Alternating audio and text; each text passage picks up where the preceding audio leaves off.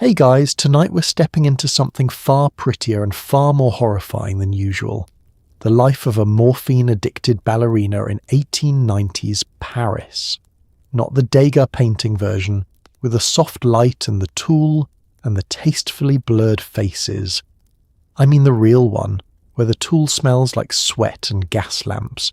The tastefully blurred faces are blurred for medical reasons, and the girl in the pretty pink shoes is quietly calculating whether she can get through Act 2 without a needle.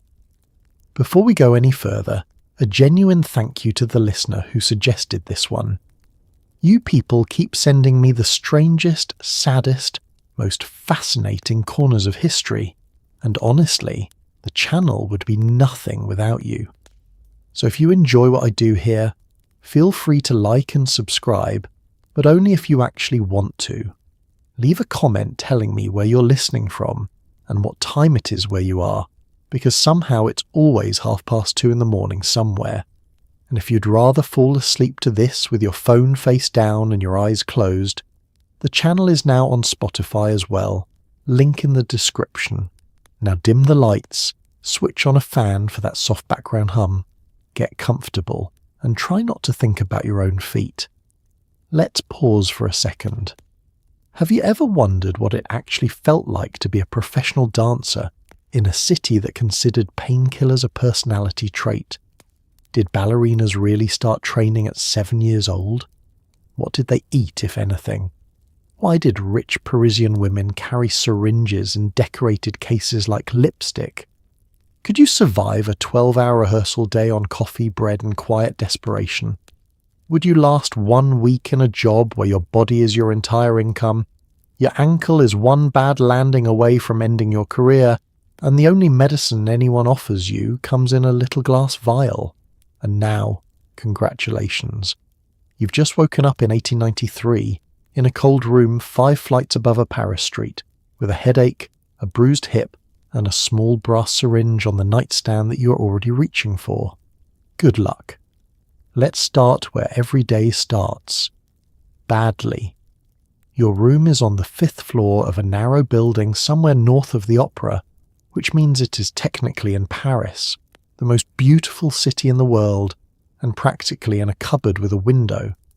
The ceiling slopes so aggressively that you have learned to dress at an angle. There is a bed, a chair, a washstand with a jug of water that has developed a skin of ice overnight, and a small stove that eats coal the way you eat nothing.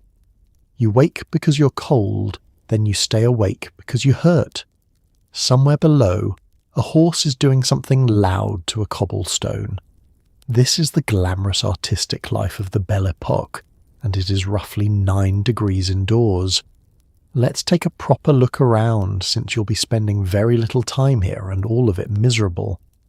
The building is what Parisians call chambre de bon arrangement, meaning the top floor was designed for servants and rented to anyone poor enough to climb it. The staircase is a spiral of worn wood that narrows as it rises, as though the architect grew bored and started punishing people. There is no lift. There will not be a lift in this building for another 60 years, and by then you will be a photograph in a drawer. Every night you carry yourself up those 5 flights on legs that have already worked 12 hours, and every night you count the landings, and every night the last one takes longer than the other 4 combined. The window is your one luxury. It looks out over a sea of grey zinc rooftops, chimney pots leaning at drunken angles, and if you crane your neck at the correct hour you can see the light hitting the top of a building you can never afford to enter through the front. Painters would pay good money for this view.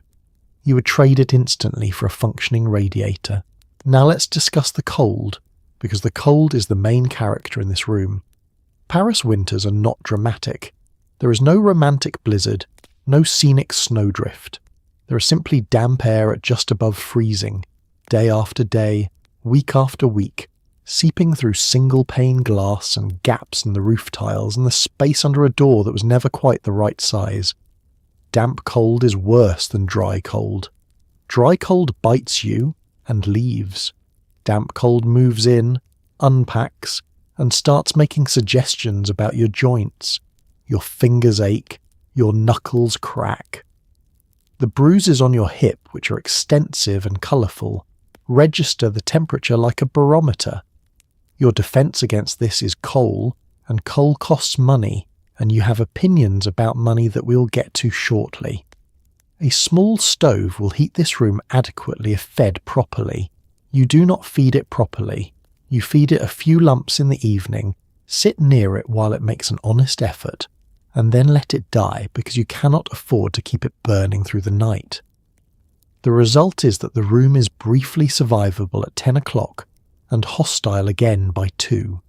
You sleep in a shawl, you sleep in stockings, you have slept in your coat more than once and told nobody. Ever tried to get dressed in a room where your own breath is visible and your undergarments have gone stiff with cold? It is not the sensation of putting on clothing. It is the sensation of being slowly wrapped in something that has been stored in a cellar. You warm each item against your body before putting it on, which is a strategy that works exactly as well as it sounds. And then there is the noise, because Paris does not have quiet hours. Below your window, the street begins working at 4 in the morning. Carts arrive at the markets. Hooves strike stone with the crisp, echoing crack of something specifically designed to end sleep. A woman shouts at a man about vegetables. Church bells, several of them, in disagreement about the hour. Somewhere on the 3rd floor, a baby. So you lie there in the dark, aching and cold and entirely awake, in the most beautiful city on earth, listening to a horse ruin your morning. And the only thing that will fix any of this is sitting in the drawer beside your head, which is a fact you've been carefully not thinking about for the last 4 minutes. Before your feet touch the floor, before you've said a word to another human being, you reach for the drawer.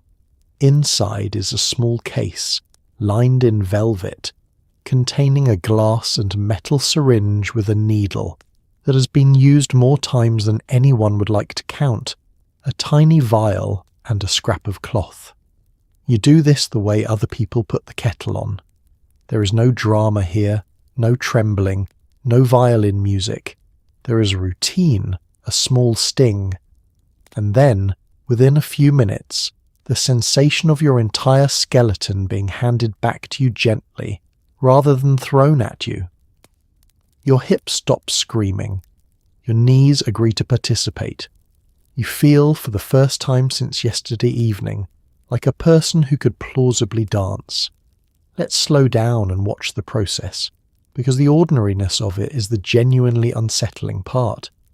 The syringe is a Pravaz type, a small barrel of glass and metal roughly the length of your finger, with a screw plunger and a steel needle.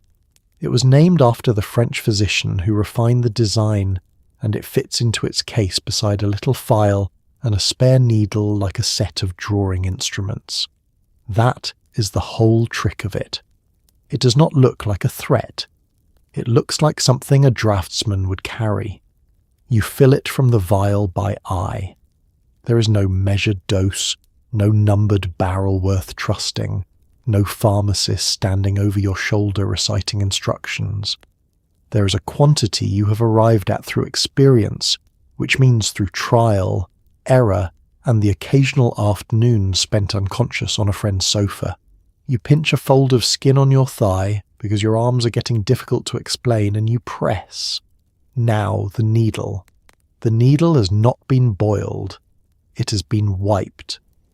Wiping is not sterilizing, but the distinction between those two ideas is currently being argued about in French medical journals by men who have not yet convinced their own colleagues, so you can be forgiven for not knowing. The needle is also blunt, because steel dulls with use, and needles are not free, so what actually happens is less a puncture and more a determined push. There is a moment of resistance, then a give. You have stopped noticing it. That is worth sitting with for a second. You have stopped noticing it, and then you wait. And here is where the honest part comes in, because I could tell you this is grim and only grim, and you would not believe me, and you would be right. What arrives is relief.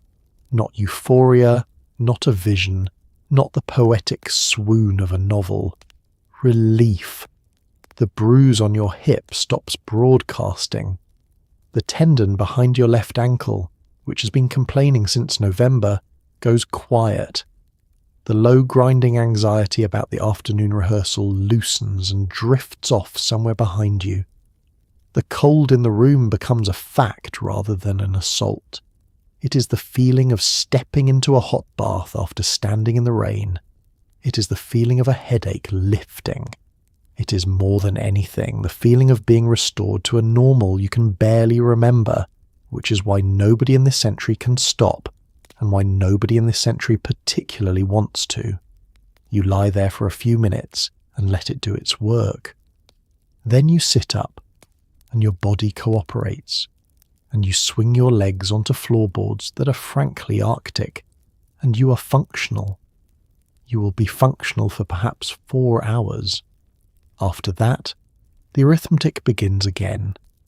Rinse the syringe in the water jug, which is not cleaning it, and return it to its velvet slot. Close the case. Put the case in the drawer. Put your stockings on. And notice, because this is the whole story in one image, that the little brass and glass instrument that just made your day possible is stored in your bedside drawer next to your hairpins and a spool of darning thread, in a case a jeweller would be proud of, and you think about it roughly as much as you think about the hairpins. That is not a woman with a habit, that's a woman with a routine, and routines are the ones that get you. Now, you might be wondering how a hard-working young woman ends up injecting opiates before breakfast. The answer is depressingly simple. A doctor gave it to you and he was lovely about it. In 1890s France, morphine was not a back-alley substance. It was medicine, and it was everywhere, and it was considered modern. You twisted an ankle, or you had cramps, or you couldn't sleep, or you had a cough, or a nervous disposition, or you were tired, which for women was practically a diagnosis. The physician arrived, produced a hypodermic syringe, and delivered relief with the calm confidence of a man who has read all 4 of the available medical opinions. He may even have taught you to do it yourself, so you wouldn't have to trouble him at odd hours. He thought he was being considerate. He was in fact handing you a life sentence with a bow on it. Let's walk through how the profession arrived here, because it was not malice. It was enthusiasm, which historically has done considerably more damage. Morphine was isolated from opium at the start of the century by a young German apothecary's assistant, and for decades it was taken by mouth, which is slow, unreliable, and mostly disappointing. Then, in the middle of the century, the hypodermic syringe was refined into a practical instrument, and physicians discovered that injecting the drug directly produced an effect that was faster, stronger, and far more controllable. To a doctor of this era, that was a miracle, and it is worth remembering that his alternatives were limited. He has no aspirin yet. He has no antibiotics, no meaningful anesthesia outside a surgical theatre, no imaging, no reliable way to fix a joint, and a genuinely enormous number of patients in genuinely enormous pain. Here is a substance that reliably ends suffering within minutes. Of course he used it. You would have used it. Everyone used it. And then there was a theory, which is where it gets almost funny. Early on, a number of physicians believed that because the drug was injected rather than swallowed, it bypassed the stomach, and that since the craving for opium was understood as a craving of the appetite, injection would not produce dependence. Read that again slowly. The reasoning was that if you avoided the mouth, you avoided the habit. Doctors wrote this in journals. Other doctors believed them. It was in medical terms a load of absolute nonsense, and it took roughly 2 decades of visibly dependent patients to dismantle it. By the time your generation arrived, better men knew better, but knowing better and prescribing better are 2 different professions. This syringe was in every doctor's bag. Patients expected it. A physician who declined to relieve pain he plainly could relieve looked cruel, incompetent, or both. And physicians in this city compete for private patients the way restaurants compete for tables. So let's return to you, age perhaps 17, sitting in a dressing room with an ankle that has swollen into something resembling a small loaf. The theatre's doctor examines it, tells you it is a strain, and produces the syringe. Within 10 minutes you are on your feet. Within 20 you're in the second act. You're astonished. He is pleased. Nobody in that room has done anything wrong, and everybody in that room has just started something. The next time it hurt, you knew what would fix it, and asking was easy. Then it was easier still when he showed you how to do it yourself, which he considered a courtesy to a working girl who cannot summon a physician at midnight. And somewhere in there, without a single dramatic moment, without one decision you could point to and regret, the medicine stopped being a treatment for the ankle and started being a treatment for the day. You will hear a great deal in your life about weakness and vice, and the moral failure of women who cannot control themselves. What actually happened is that a well-dressed man with a clean bag and excellent manners walked into your dressing room, solved your problem, thanked you, and left. And that is the thing about being handed a life sentence with a bow on it. Nobody warns you, because everybody involved is under the impression that it is a gift. It's time to restock, which in your case involves no crime, no whispering, and no dark alley. It involves walking 2 streets, opening a door with a bell on it, and speaking politely to a man in a clean apron. French pharmacies of this era were beautiful places: dark wood, glass jars, brass scales, the smell of camphor and dust and dried herbs.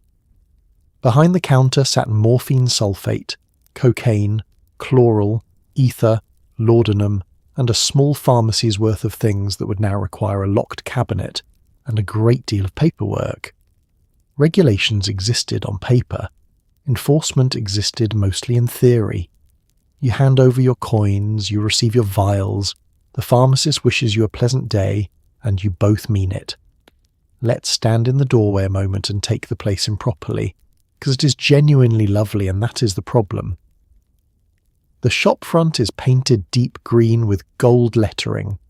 Inside, the walls are lined floor to ceiling with shelves of identical porcelain jars, each hand-lettered in Latin, each holding something that will either cure you or finish you depending entirely on the quantity.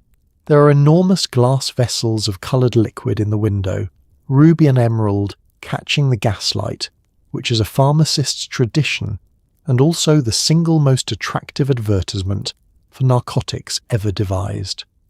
The pharmacist himself is not a villain.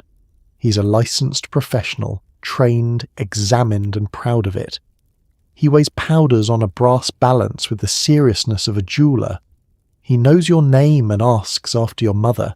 He compounds your preparations by hand in a mortar, wraps them in paper folded with a technique that takes years to learn, and hands them across a counter polished by 50 years of elbows. Now, technically there are rules. French law does place restrictions on the sale of certain toxic substances and requires a prescription for the more alarming ones. In practice, a great deal is negotiable. A prescription, once written, can be presented more than once at more than one establishment. A physician's note obtained in the spring has a way of remaining useful into the autumn, and if the pharmacist on this corner develops scruples, there is another corner, and another after that, in a city with hundreds of the things. Meaningful international drug control will not begin for another decade and a half, and will not properly bite in France for years after that. Right now, the entire system runs on the assumption that people are sensible, which is a charming assumption to build a legal framework on. The cost, and here is the truly unsettling number, is small. Morphine is cheap. It is cheaper than good wine. It is far cheaper than a doctor's visit and considerably cheaper than a pair of point shoes. Your daily requirement costs you less than your daily bread and coffee. This is not a substance that ruins you by emptying your purse. At least not yet. It ruins you by being so affordable that no financial alarm ever goes off. There is no moment where you look at the price and think, this cannot continue. It can continue indefinitely. That is exactly the trouble. While you wait, look at what else is on offer. There is cocaine, in solution and in lozenges, recommended for toothache and for the throat. There is chloral hydrate for sleeplessness. There is a tonic wine containing coca leaf that half of Paris drinks, and that a pope has publicly endorsed. There are opium-based syrups for children's coughs, sold with reassuring pictures of sleeping infants on the label, which is technically accurate advertising. There is ether sold by the bottle for medical use, which is where a surprising number of fashionable women are getting theirs. You take your paper packet, you say something pleasant about the weather, you step back onto the street and the bell rings behind you, and that, more than the needle, more than the attic, is the sentence that explains this entire century. There was no gatekeeper. There was no moment of resistance. There was only a nice man in a clean apron, a beautiful shop, a small price, and a door that opened easily in both directions. Let's talk about the woman waiting on the stairs. Every young dancer at the Paris Opera came with a mother attached, and those mothers were not decorative. Yours brought you to the audition, argued about your contract, sits in the corridor during rehearsals knitting with the intensity of a woman guarding an investment, and has strong opinions about which gentleman may speak to you. She is not a villain. She's a working-class Parisian woman who understood correctly that the opera was one of the very few ladders out of poverty available to a girl with no money and functioning ankles. She loves you. She also needs your salary. Those two facts live in the same small apartment, and they do not always get along. Let's give her a proper introduction, because the paintings of this world tend to put her in the background as a dark shape in a chair, and the dark shape in the chair was running the entire operation. She's perhaps 40, which here looks like 60. She's worked as a laundress, which means her hands are cracked and permanently red, and her shoulders have been ruined by 20 years of wringing wet linen. She may have danced herself, briefly, badly, long ago, and stopped when she married, or when she got pregnant, or when the fines exceeded the wages. She knows what this building does to women because it did it to her. Her job now is negotiation, and she is extremely good at it. She knows every corridor of the opera and every functionary in it. She knows which ballet master responds to flattery and which responds to nothing at all. She knows what a place in the second row is worth and what it costs. She knows how many days you can be absent before the fine becomes serious.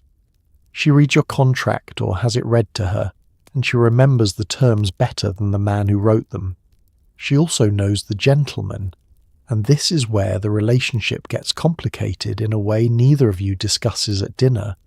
In this world, a mother's most valuable skill is her ability to identify which subscriber is serious, which is careless, which will pay, and which will vanish.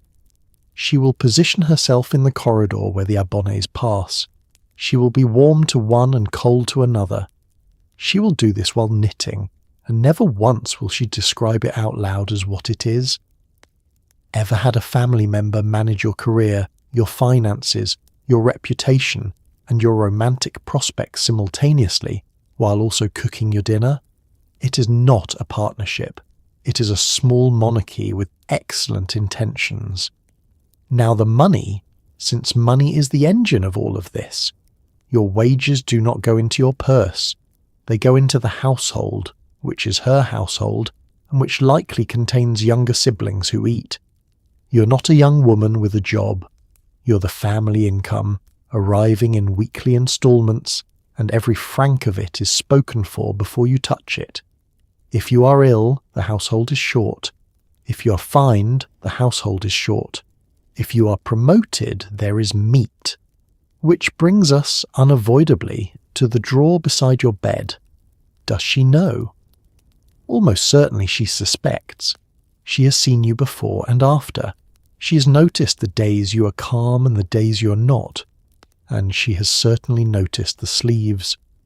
But the medicine keeps you dancing, and dancing keeps everyone fed, and she has watched other girls lose their places to an ankle that would not heal.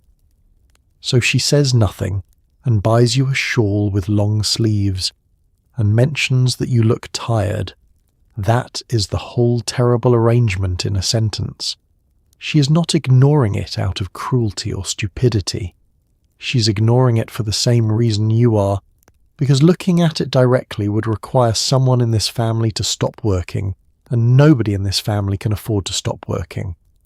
So she waits on the stairs, knitting, guarding you from everything except the one thing in the drawer.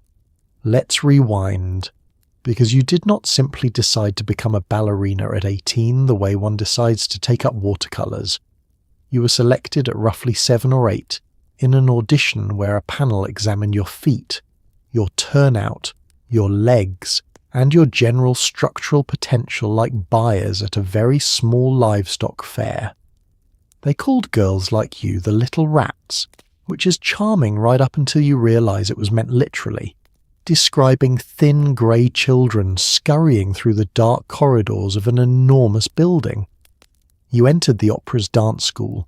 You have therefore spent more of your life inside that building than outside it. Your childhood happened in a rehearsal room, in a mirror, in 5th position, and it was over by the time most children learn to spell.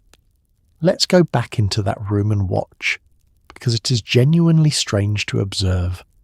Your mother has washed you, dressed you in the best thing you own, and pushed you through a stage door into a corridor smelling of dust and gas. There are perhaps 40 other children and 40 other mothers, all doing the arithmetic. At the far end, 3 or 4 adults sit at a table, and one of them is a former dancer whose opinion is the only one that matters. They look at your feet first. They want a high arch, because a high arch will eventually make a beautiful line on point, and a flat foot never will. They look at your hips, testing how far your legs rotate outward from the socket, because turnout is largely a matter of skeletal luck, and 9 years of work cannot manufacture what the joint refuses to give. They look at the proportion of your legs to your body. They look at whether you are likely to grow tall, because a core must match, and a girl who shoots up to an inconvenient height at 15 has simply lost.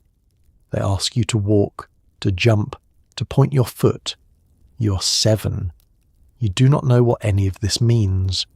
You know that your mother is standing against the wall with an expression you've never seen on her before, and then you are accepted, and the strangest part begins, which is that everyone treats this as wonderful news, and in the narrow terms available to your family it is, you will receive training that costs nothing.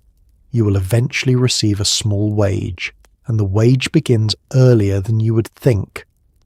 Because children are used on stage constantly as pages, cupids, and small woodland creatures, and children are paid. Your presence in that building has been converted into an income before you can read music. Now, the name. Petit Rat, the Little Rat. It was affectionate in the way that street nicknames are affectionate, which is to say it contains a small, honest cruelty. The children were thin. They were grey with dust. They lived in the walls of the building, appearing at odd hours, moving through corridors nobody else used, and they were absolutely everywhere. Somebody looked at all that and picked the obvious word, and it stuck for a century. Your day as a small child was already relentless. Classes in the morning, some rudimentary schooling in a room upstairs when there was time, rehearsals, then performances at night, then the walk home, then bed, then again. Whatever formal education you received was fitted around the dancing and was regarded by everyone as optional. This is why so many dancers of this period can barely write a letter. Nobody thought it mattered. Their feet were the point. Ever wonder what it does to a person to be assessed, ranked, and physically measured against her peers every single year from the age of 7? It produces exactly what you would expect. A woman with astonishing discipline, extraordinary pain tolerance, and absolutely no experience of being valued for anything except her body's continued cooperation, which is, as it happens, precisely the kind of person who does not question a doctor when he hands her a syringe and tells her it will help her keep working. You were trained from the age of 7 to keep working. You have simply found a new way to obey. Every day begins the same way, and it begins with class. You stand at the bar in a room that smells of rosin, sweat, dust, and the particular sourness of clothing that has dried 3 times without ever being washed. At the front is your teacher, an old dancer with an expression like a locked door and a walking stick, that spends very little time supporting her weight and a great deal of time correcting yours. There is no gentle encouragement here. There is repetition, correction, and the occasional sharp tap on an offending knee. Praise, when it happens, is one word long and remembered for years. You will do the same exercises today that you did yesterday and did at 9 years old, and will do until your body stops. Let's stand at that bar with you. The room is high-ceilinged and cold at the start, unbearable by the end. Light comes from tall windows down one side and gas fittings that will be lit later. The floor is raked, sloping down toward the imaginary audience, because the stage is raked and you must train on the same angle you will perform on, which means your downhill leg and your uphill leg have quietly different careers. The bar itself is a wooden rail worn smooth and slightly greasy by decades of hands. You rest your fingers on it lightly, not gripping, because gripping is cheating, and Madame can spot a grip from the far end of the room while facing away. There is a pianist in the corner, or on a poor day a violinist, playing the same figures in the same order, and you have heard those figures so many thousands of times that they no longer register as music. They register as instructions. The sequence never changes. Slow bends first, to persuade the knees and ankles that today is happening, then extensions, then circles of the leg, then the small beaten steps that build the ankle, then stretches, then the whole thing repeated on the second side. It is the same order in Paris, in Milan, in St. Petersburg, and it will be the same order in 130 years, because it turns out that the correct way to warm a human body for this work was worked out early and has never needed much improvement. Now, Madame. She's somewhere past 60. She danced here, possibly with distinction, and stopped for one of the usual reasons. She wears black. She walks with a stick because a hip gave out around the time you were born, and she uses that stick as a teaching instrument with a precision that borders on artistry. A tap behind the knee means straighten. A tap under the elbow means lift. A tap on the top of the foot means you know exactly what it means, and you have been doing it wrong for 3 days. Is it cruel? By any modern standard, entirely. There is no protection for you here, no complaints procedure, no notion whatsoever that harshness might be counterproductive. There is a widely held professional belief that dancers are made by pressure and that comfort produces mush.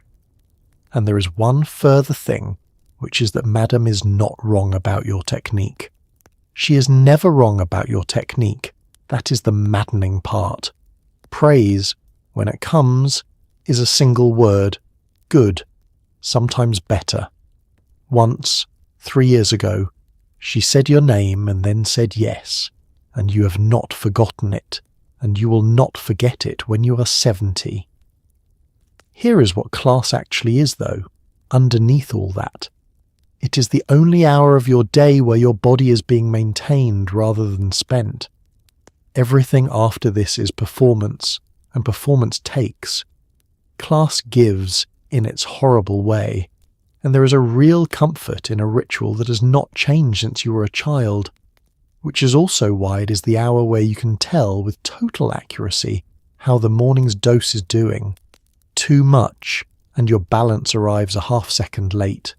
Too little, and your hands sweat on the rail. Madame does not know what she's looking at. She simply knows that on certain Tuesdays you're inexplicably careless, and she taps your knee, and she says nothing, and she watches you slightly longer than she watches the others. Let's talk about food, and let's do it quickly, because there isn't much of it. Your morning meal is coffee, thin and bitter, and a piece of bread that may or may not be introduced to butter depending on the week. Occasionally an egg appears and is treated as a festival. This isn't only about poverty, though poverty is doing most of the work here. There is a widely held belief that a dancer should be light, and the most reliable way anyone knows to achieve that is simply not eating very much. Add morphine, which quietly removes your appetite altogether, and you have a young woman performing several hours of athletic labour per day on roughly the caloric budget of a houseplant. You're not slim. You're running on fumes and enthusiasm, and only one of those is renewable. Let's examine the coffee first, since it is the largest item on the menu. It is chicory as much as coffee, because real beans are expensive and chicory root is cheap and roasts to a convincing brown. It is boiled rather than brewed, served scalding and drunk fast. It does two useful things. It wakes you, and it fills a space in your stomach where food is not going to be. A great many people in this city are running on the same trick. The bread is a long loaf bought that morning, because there is no way to keep bread and no reason to try. If there is butter, it is scraped, and scraped is doing real work in that sentence. If there is jam, it is because someone was paid. This meal takes 4 minutes, and is eaten standing. Then you will not eat again for something like 7 hours. Let's follow that through, because the physical mathematics are grim. In the course of today you will do a full class, several hours of rehearsal, and tonight a performance. That is a workload comparable to a serious athlete's, sustained 6 days a week, on an intake that would leave a clerk light-headed by noon. There is no sports nutrition. There is no concept of fuel. There is no one in this entire building who has ever suggested that a dancer might perform better with more food inside her rather than less. What there is instead is a theory, held with total confidence, that lightness is a matter of will. A heavy dancer is understood to be a lazy dancer, and the correction offered is not training but restriction. Girls in your dressing room live on coffee, bread and soup, and treat hunger as a professional virtue, the way you treat a bruise. Now add the drug, and watch the whole thing tip over. Opiates suppress appetite reliably and thoroughly. It is one of the first effects anyone notices and one of the last to fade, which means that on the days you are comfortable, you're not hungry, and on the days you're hungry, you're too unwell to eat. Your body has been very neatly deprived of the only warning system it has left. Ever tried to work a 12-hour physical day on a bread roll and a bad cup of coffee? Your hands shake. Your vision does a small, ungenerous thing when you stand up quickly. Your temper shortens. You're cold constantly, not because the room is cold, though it is, but because there is nothing in you to burn. There is a proper meal, in fairness. It comes late, after the performance, and it is soup with whatever was in the kitchen and more bread and possibly cheese, eaten at 11 at night by a woman who is too tired to taste it. Meat appears on Sundays and at Christmas, and when your mother has had good news. So here is your professional life, summarized in a bowl. You're one of the finest athletes in Europe, performing on one of the great stages of the world, in front of the wealthiest audience in France, and you are doing it on chicory crust and a substance that has kindly removed your ability to notice. Now we dress, and this is more of an engineering problem than you'd expect.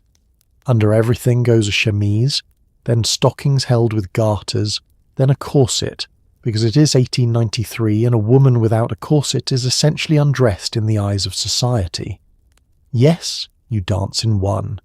It is a lighter, shorter stage version, but it is still a structured garment designed to compress the middle of your body while you perform jumps. Over that goes the tarlatan skirt, layers of stiffened net that scratch like dried grass and hold dust the way a sponge holds water. Everything is fastened with hooks and pins, some of which will find you later. You look ethereal, weightless, and faintly divine, and you're wearing approximately 4 kilograms of aggressive textiles. Let's start at the skin and work outward, since that is the only sensible way to approach a construction project. The chemise is a simple linen or cotton shift, and it is the only item in this entire arrangement that likes you. Its job is to sit between your body and everything else, absorbing sweat and preventing the outer layers from ever being washed, which is a system that works beautifully for the outer layers and less well for the chemise. Yours has been laundered so many times it has gone soft and slightly transparent, and has a small permanent shadow under each arm that no amount of boiling will remove.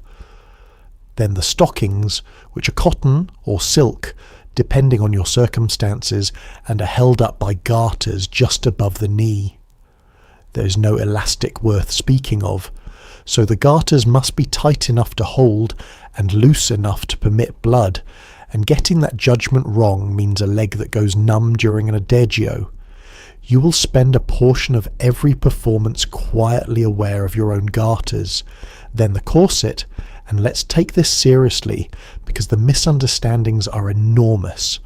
Nobody laces you into a rigid tube and expects you to jump. The stage corset is shorter, lighter, and more flexible than the street version, boned to shape you rather than to reduce you, and fastened at the front so you can manage it yourself.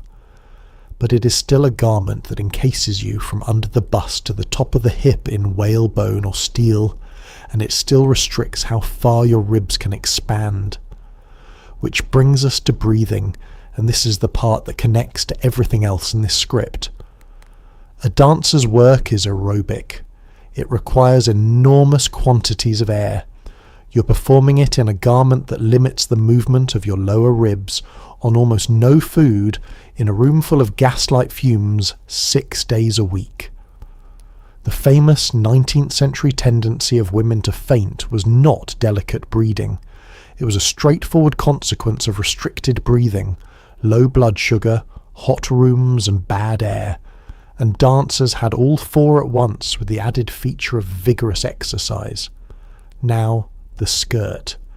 The romantic tutu is made of tarlatan, a stiffened open weave cotton, layered many times over to hold its bell shape. Fresh, it is crisp and glorious. After a season, it is limp, grey, and smells of the theatre, which is a smell composed of dust, gaslight, sweat, and something faintly like scorched sugar. It scratches. It catches on everything. It holds every particle of dust in the building and releases it, generously, whenever you turn. Everything is fastened with hooks and eyes, and when those fail, with pins. There are always pins. There is a woman in the dressing room whose job includes the pins, and who has strong opinions about your posture while she works. Pins migrate during a performance. You will find one in the second act, in a place you cannot address, and you will smile at 2,000 people. Ever tried to look weightless while wearing a boned undergarment, several kilos of stiffened net, and a hidden safety pin currently attempting emigration? That is the trick of the whole art form. The audience sees a spirit.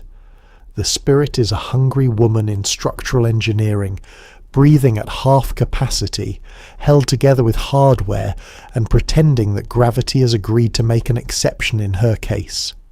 Let's talk about the point shoes, because they are not what you think. There is no hard box in the toe yet, no glue, no clever modern construction. What you have is a satin slipper with a stiffened tip and a sole, and the rest of the support comes from your own tendons and your own stubbornness. Every dancer darns her own shoes, sewing thick thread across the toe to build a flat platform and give some grip on the stage. You do this in the evening, in bad light, with your feet soaking in something warm. A pair might last one performance, maybe two, if you're careful and small and lucky. And when they die suddenly, usually in the middle of a variation, in front of 2,000 people. Let's look at one properly. It is made of pink satin over a leather sole with the toe area stiffened by layers of fabric and paste. There is no plastic. There is no thermoplastic box, no shank of graduated stiffness, no manufacturer offering 40 variations for different foot shapes. The shoemaker makes one shape, in a range of sizes, and your foot is expected to negotiate. The critical point, and this is the one that makes modern dancers wince, is that the support is temporary. The paste softens with sweat. Within an hour of serious work, the toe has begun to lose its shape, and from that moment forward you are increasingly standing on the strength of your own foot, with a bit of satin around it. This is why dancers of your era have feet like industrial machinery, and also why they have the injuries they have. So you prepare them, and the preparation is a ritual that every dancer in Europe performs, and every dancer performs slightly differently, and every dancer is convinced hers is correct. You darn the tip. Thick thread worked across the satin at the toe in close rows, building a small flat platform. This does two things. It gives you a surface to stand on rather than a curve, and it grips the stage, which matters because the stage is raked and polished, and would otherwise be a skating rink. Then you sew the ribbons on, and the placement of the ribbons is a matter of religion. Too far forward and they cut across the front of the ankle. Too far back and they will not hold. Every dancer knows the exact spot on her own shoe, folds the heel forward to find it and marks it. Then the elastic, if you use elastic. Then you bend the sole in your hands to break its stubbornness, and you may hit it against a door frame, and you may step on it, and your mother may say something about the noise. Then the feet themselves. Lamb's wool packed around the toes, which shifts during the second act and gathers somewhere unhelpful. Some dancers use nothing at all and consider wool a weakness. Some use a scrap of soft leather. There is no gel, no padding technology, no cushioning. There is wool and there are your toes, and there is a hard flat surface underneath both. Now the economics, because they are quietly brutal. A pair lasts one performance if you're dancing seriously. The opera provides an allowance of shoes, and the allowance is never enough, and the difference comes out of your wages, so you make them last. You darn a dead shoe back to life. You put an old pair in a cupboard for rehearsals and keep the fresher pair for the stage. You are, in effect, personally subsidizing the ballet. And when a shoe finally goes, it goes without warning. The toe collapses, the support vanishes, and you're suddenly balancing on nothing at all in front of an audience that has paid a great deal to see you appear supernatural. You will finish the variation. Of course you will finish the variation. And then you will limp into the wings, and someone will hand you the next pair, and someone else will hand you something else entirely, and neither of you will say a word about it. Now brace yourself, because we're going to look at your feet properly, which is more than you do most days. The toenails are a work in progress. Several are black, one is gone entirely, and has been for months, and the rest are considering it. There are calluses layered over old calluses, blisters underneath calluses, and a bunion beginning its slow architectural takeover of your left foot. The skin between your toes is raw, where lamb's wool has been packed in and has migrated. There is a permanent bruise on the ball of each foot in a shade you no longer find alarming. You bind them every morning with strips of cloth like a small military operation, and then you put them into satin, and then you smile, and then you go up on them. Let's go through the damage systematically, in the manner of a surveyor examining a building that is technically still standing. The nails first. A toenail turns black because blood is collected beneath it, usually after repeated impact, which describes your entire professional life. Eventually the pressure lifts the nail and the nail comes away, and a new one grows in beneath it, thicker and stranger and more inclined to grow into the surrounding flesh. When it grows into the flesh, it becomes infected, and when it becomes infected, you deal with it yourself, at night, with a needle you have held in a candle flame, which is the closest thing to sterilization currently practiced in this room. Then the calluses, which are your body's genuine attempt to help, and which have been over-enthusiastic. The skin at the tips of your toes and along the ball of the foot has thickened into pads that are, frankly, magnificent. You would not trade them. A dancer without calluses is a dancer in agony. But calluses crack, and a crack in a callus goes deep and bleeds and takes weeks, and blisters form underneath them where you cannot reach and must be opened from the side. The bunion is the long-term project. Years of forcing the foot into a shape it did not evolve for, combined with turnout, combined with landing, have begun pushing the joint at the base of your big toe outward. It aches in the cold, which is most of the year. It will get worse. There's nothing anyone can do about it, and nobody will offer. There's also the thing you do not look at directly, which is the tendon at the back of your left ankle. It is thicker than the right one. It creaks audibly when you flex the foot in a quiet room. It has been like this since the autumn.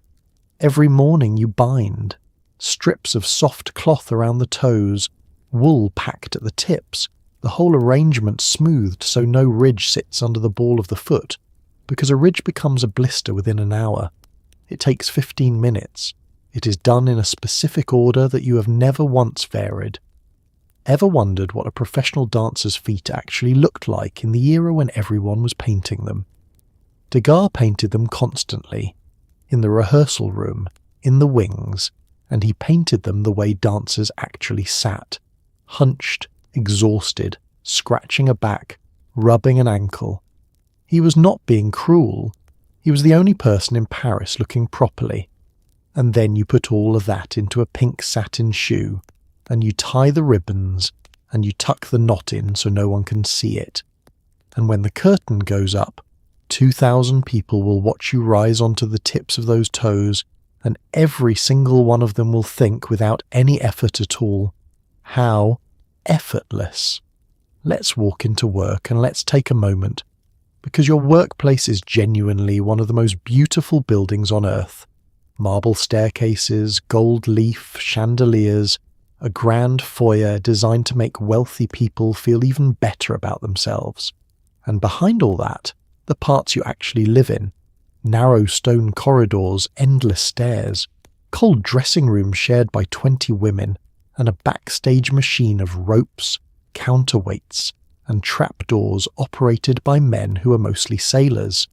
Beneath it all sits a water reservoir in the foundations, because the ground here refused to stop being wet, which means yes, there is technically a lake under the opera house. Everything above you is illuminated by open gas flame. Everything you wear is extremely flammable. Nobody has mentioned this and everyone knows it. Let's establish the geography, because this building has two entirely separate worlds inside it, and you have never once used the front door. The public side is Charles Garnier's masterpiece, finished in 1875, and it is an unapologetic monument to being looked at. The grand staircase exists so that people in expensive clothing can descend it, while other people in expensive clothing watch. The foyer is a hall of mirrors and gilding, longer than most churches.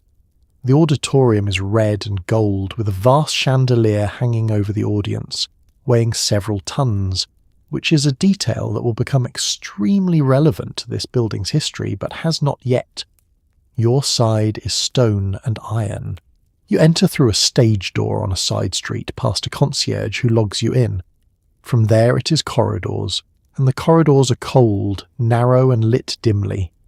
There are stairs everywhere, and you climb them dozens of times a day with your legs already destroyed. The dressing rooms are shared. The corps de ballet does not receive private accommodation. 20 women in a room with mirrors, a shelf, hooks, and whatever furniture has migrated there over the years.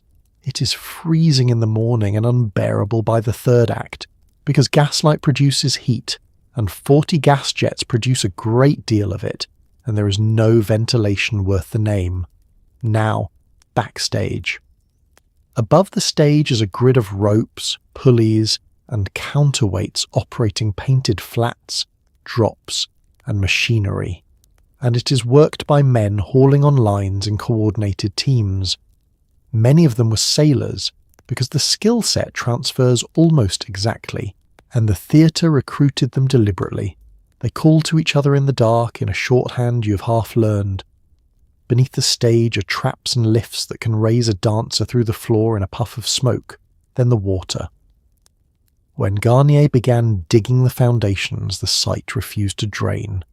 Pumping continued for months and the water kept coming, so he built an enormous water tank into the substructure to stabilise the building and hold the groundwater in balance. It is not a romantic subterranean lake with a boat. It is a concrete reservoir. It is also, undeniably, a large body of water in the basement of an opera house, and the story has already begun to get around, and a novelist will be along shortly to do something enormous with it. And then the fire. Every light in this building is an open flame behind glass.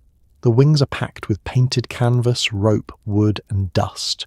You're wearing tarlatan, which is stiffened cotton net, which burns the way a moth's wing burns. Theatres across Europe have burned down repeatedly, and dancers have died in them, and everyone in this building knows a name. So there are wet blankets in the wings. There is a fireman on duty. There is a rule about the gas jets. And there is you in your beautiful flammable skirt standing beside an open flame in a building with a lake under it, waiting for a cue. It is now mid-morning, and you will not go home for a very long time.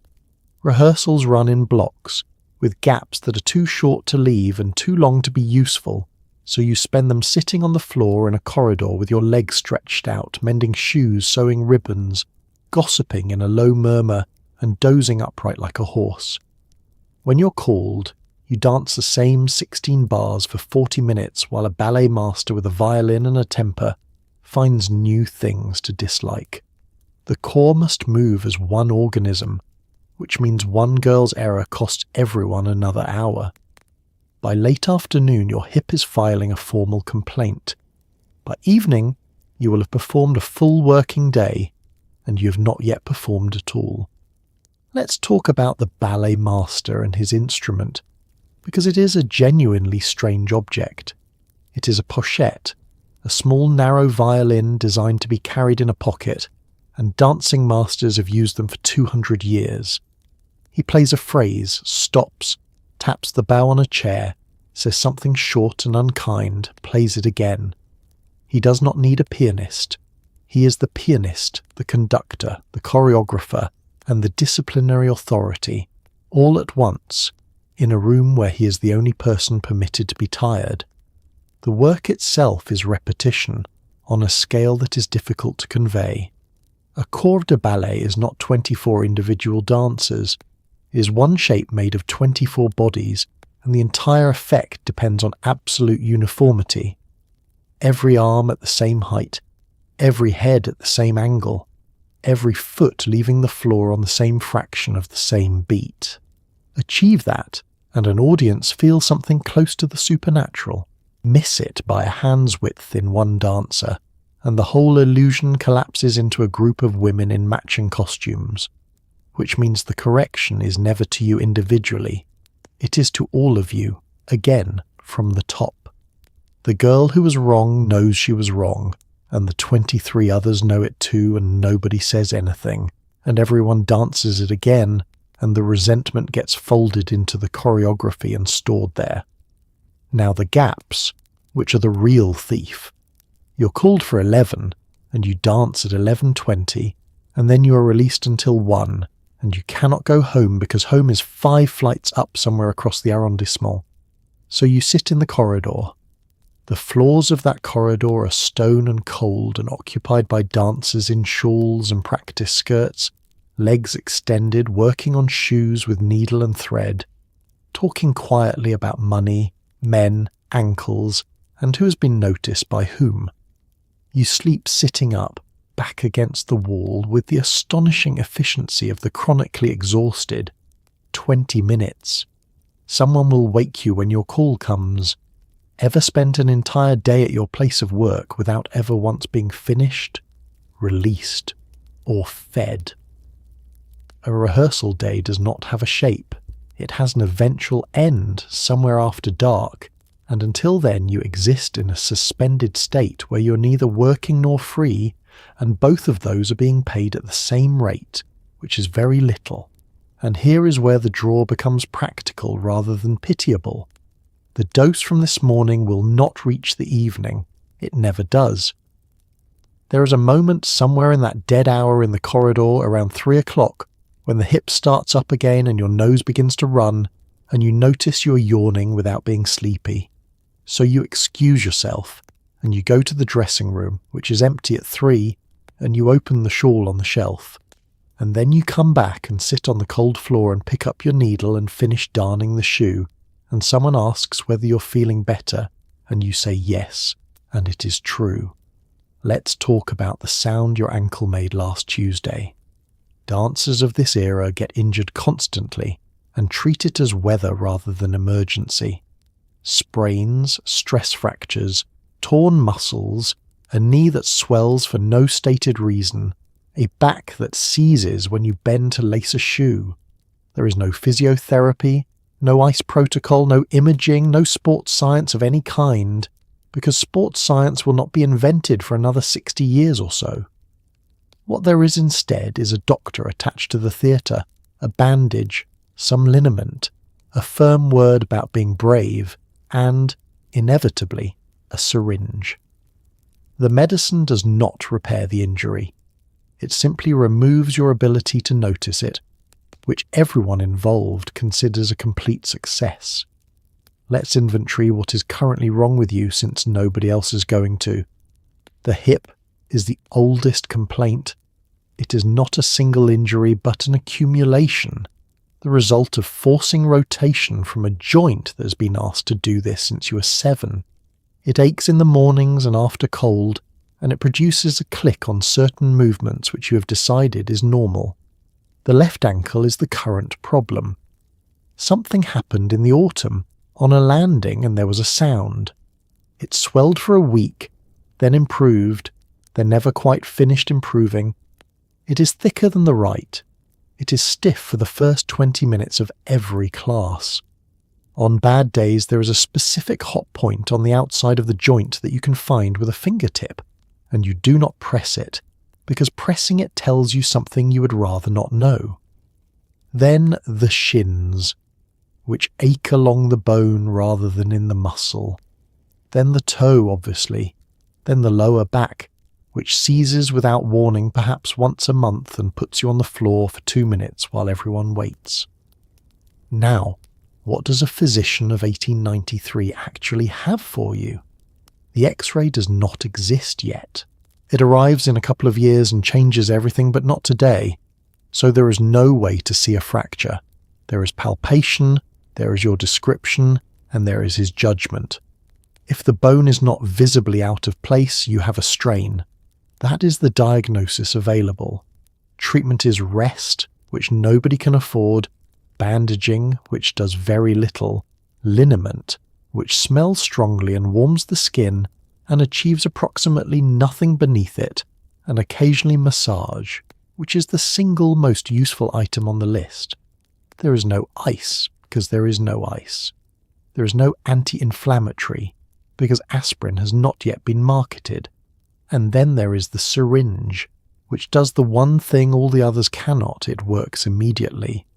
Here is the mechanism that ruins dancers, and it is not moral, it is mechanical.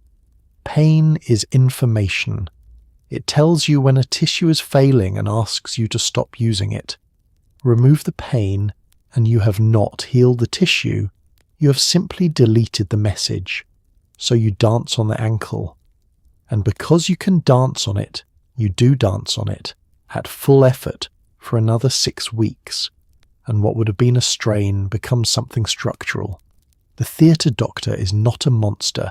He is a competent professional under enormous pressure from an institution that needs bodies on stage tonight. A dancer who cannot perform is replaced, and he knows it, and you know it, and he is doing the only thing in his bag that keeps you employed. So he wraps the ankle, and he tells you that you are a brave girl, and he opens the case, and you thank him, and you mean it, because in 4 minutes the ankle will belong to someone else, and you will be able to work, and that is the only definition of medicine anybody in this building has ever needed. Here's the grim genius of it. If you designed a substance specifically for a 19th century ballerina, you would design morphine. It removes pain, which you have constantly. It removes anxiety, which you have before every performance. It suppresses appetite, which the management considers a feature. It stops a cough, which matters in a profession where tuberculosis moves through dressing rooms like a rumour. It lets you sleep after a night so overstimulated you can still hear the orchestra in your ears at 3 a.m. Every single problem your life produces, this one small vial addresses within 4 minutes.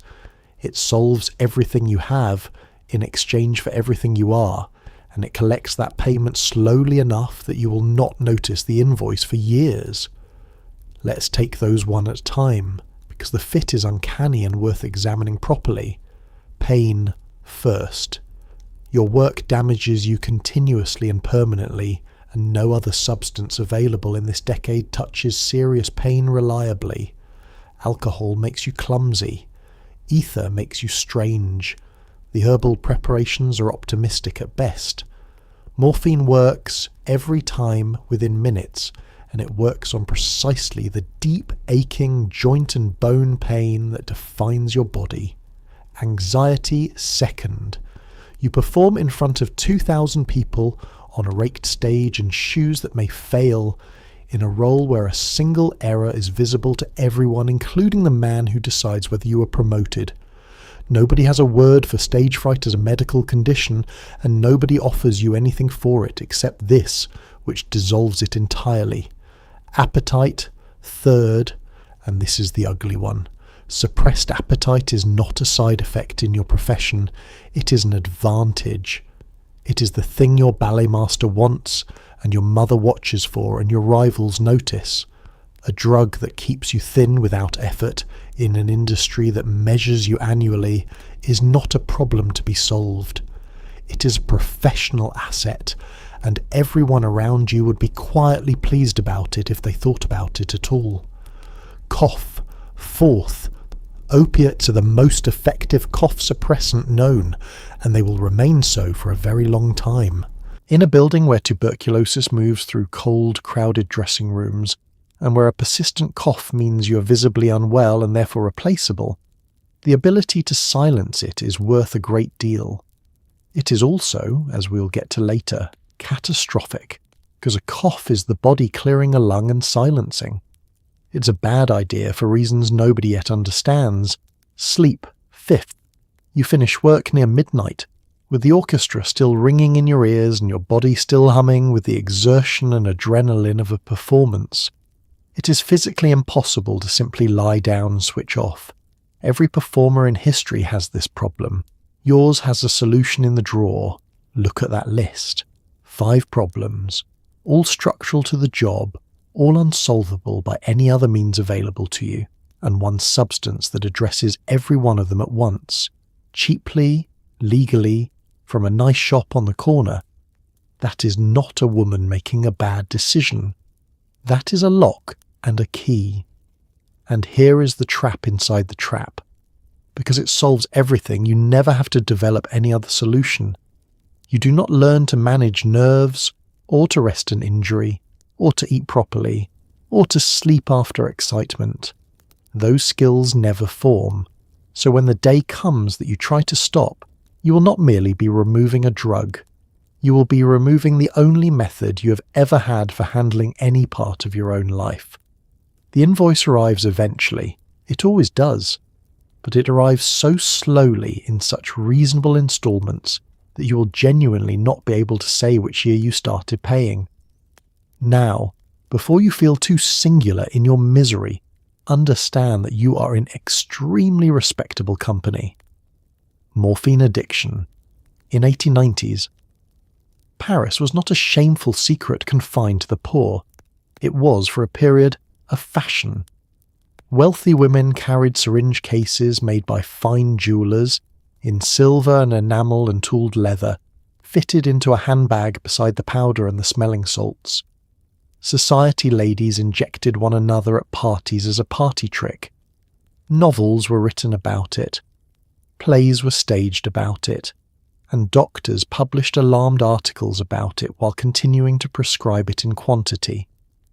There was even a word for people like you, morphinomanie, delivered by newspapers with a thrill of horror and a great deal of illustration. You're not an outcast.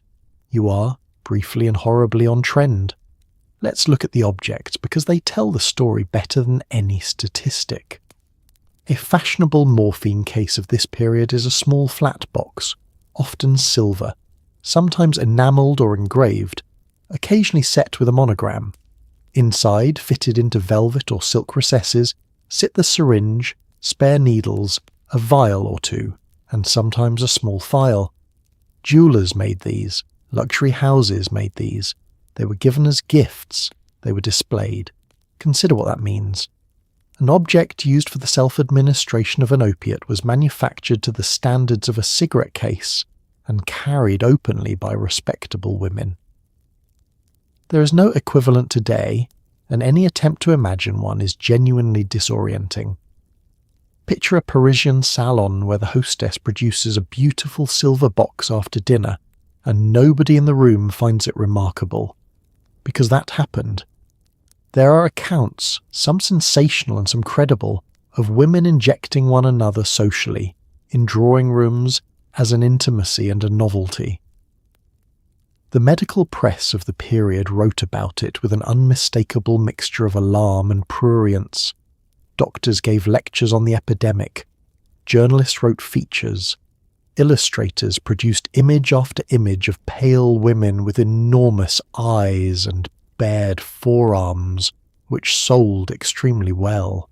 And there is a specific reason it was coded as feminine. Women of this class had access to physicians and to the complaints that physicians treated with morphine, which included essentially everything a woman might report: pain, nerves, sleeplessness, melancholy, the vast diagnostic wastebasket of hysteria. They were prescribed more freely and more often. Then, once dependent, they were described by the same profession as morally weak, which is a neat trick if you can manage it. The word morphinoanie entered the language and did a lot of work. It appeared in novels, in plays, in newspaper columns about the decadence of the age. There were paintings, there were poems. The morphine addict became a stock figure of the Belle Époque alongside the absinthe drinker, and both figures were used to argue that France was degenerating, which was a national anxiety with an enormous appetite for evidence. Now, is any of this comforting to you, standing in your attic room with your own case in the drawer? A little, in the way that bad company is comforting. You're not deranged. You're not uniquely weak. You're one of a large number of women in this city from every class who are handed the same instrument by the same profession for the same reasons. But here is the difference, and it is the whole difference. The Countess with the enamelled case has a doctor who will discreetly manage her, a house that will absorb her bad weeks, and money that will keep flowing whether or not she gets out of bed on Thursday. You have a rehearsal at 11, 23 other women depending on you to hit the beat, and a contract with a fines clause. Fashion is a wonderful thing to share with the rich. The consequences, as ever, are not distributed at the same address. Let's talk about the room behind the stage, and let's be honest about it, because the paintings were not. The foyer de la danse is a mirrored, chandeliered warm-up room directly behind the curtain, and it is where dancers stretch before a performance. It is also, by long-standing arrangement, open to the abonnés, the wealthy male season subscribers whose money keeps the whole institution upright. These gentlemen wander in during rehearsals and intervals to admire the merchandise, and the institution not only permits this, it structures it. Your mother is somewhere nearby, watching, negotiating. Some of these men will become protectors, which is the polite word for it, and a protector might mean an apartment, a coal fire, a doctor. Everybody understands the arithmetic. Nobody says it aloud, which is the only genteel thing about it. Let's describe the room, because Garnier designed it deliberately, and the design tells you everything. It sits directly behind the stage, separated from it by the back wall, and it is beautiful. High ceiling, chandeliers, a bar running around the walls, and above all mirrors, enormous mirrors, so that a dancer can check her line, and so that anyone standing at the far end can watch her from 4 angles simultaneously. The architect knew exactly what this room was for, and he did not build it as a gymnasium. He built it as a display case with a bar in it. Now, the men. The abonnés are subscription holders, and at the top tier a subscription buys not just a box for the season but access, and access is the actual product. They come through a private entrance. They stand in the foyer de la danse during intervals and rehearsals with their hats in their hands, talking to each other and looking at you. Many are older, many are married, nearly all are considerably richer than anyone you have ever met. The institution defends this arrangement on the grounds that these men fund the opera, which is true, and that they are patrons of art, which is also true in the sense that a man may genuinely love ballet and also be doing something else. Both things sit in the same room at the same time, and neither cancels the other. What is being negotiated is called protection. A protector pays. He may provide an apartment, which means a room with a working stove and a door that locks. He may pay for a doctor, for coal, for shoes, for a dressmaker. In exchange, there is an understanding, and the understanding is precisely what you think it is, and it is not called that by anyone. Ever noticed how many arrangements in history become bearable simply by not being named? Everyone in this building knows the terms. Nobody writes them down. The opera's own rule books are silent. The newspapers are coy. The paintings, and there are a great many paintings of this room, show men in black standing at the edges, faces often cut off by the frame, and the artist declines to say a word about what they are doing there. Your mother is the negotiator, as we established. She assesses. She has views on which gentleman is serious and which is a waster, on who honoured his arrangements with the girl before you and who did not. She will steer you toward one and away from another, and she will do this without ever once using a direct sentence. And here is why it is not simply a matter of refusal. Your wage does not cover your life.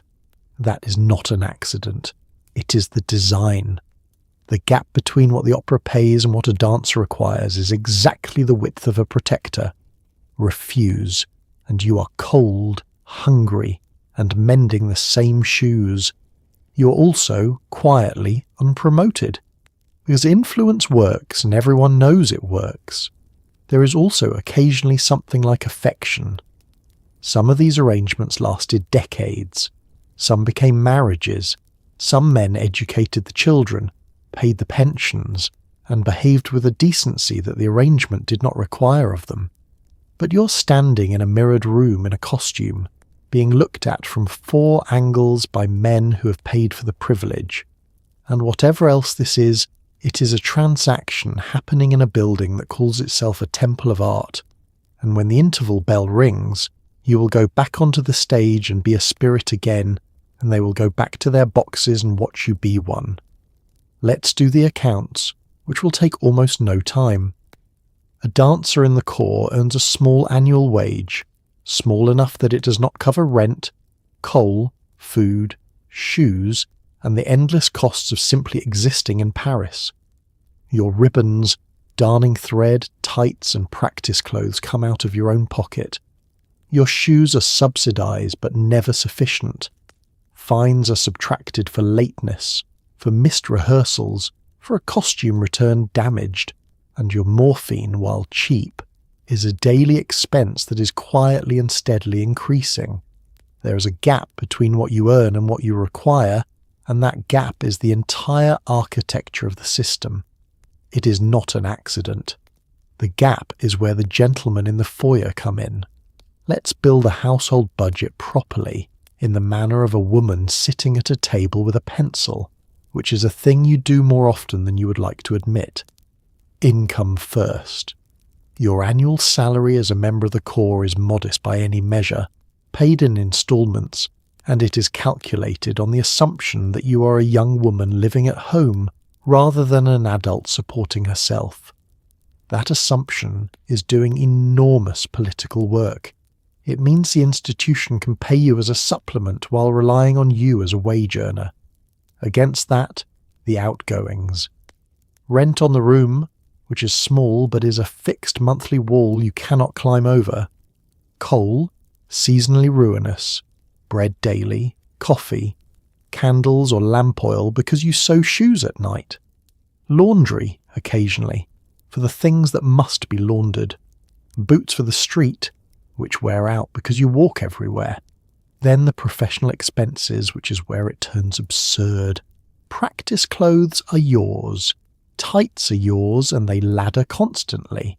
Ribbons and elastic and thread are yours, and you consume them at a rate that would alarm a haberdasher. Shoes are partly provided and never sufficiently, so the balance is yours. Hairpins, and you use dozens. Rosine sometimes. Small items endlessly, each one trivial and all of them together not trivial at all. Then the fines, which are the genuinely infuriating line. The contract permits deductions for lateness, for absence, for damage, for infractions of the house rules. These are taken before you see the money, which means you can work a full month and discover at the end of it that your month cost more than it earned. Then the drug, which is cheap per dose and expensive per year, and which is the only line in this ledger that never goes down. It has increased twice since spring, both times by an amount so small you did not bother to note it. And now put the sum together and observe that it does not balance, and that it has never balanced, and that no arrangement of thrift makes it balance. This is the point. A wage that does not cover life is not a failure of accounting. It is a mechanism. It produces a workforce of young women who must find additional income in an institution that has helpfully installed a mirrored room where additional income stands about in evening dress during the interval. The opera does not have to arrange anything. It simply has to underpay you and leave the door to the foyer unlocked. Ever worked a job where full-time employment was structurally insufficient to live on, and where everyone involved treated that as the natural order of things? You will know, then, the particular flavour of exhaustion involved. Not the exhaustion of the work, but the exhaustion of doing the arithmetic again and getting the same answer.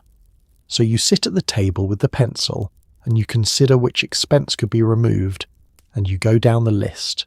Not the rent, not the bread, not the shoes, because the shoes are the job, and you arrive, as you always arrive, at the one line you will not touch, and you put the pencil down, and you go to bed.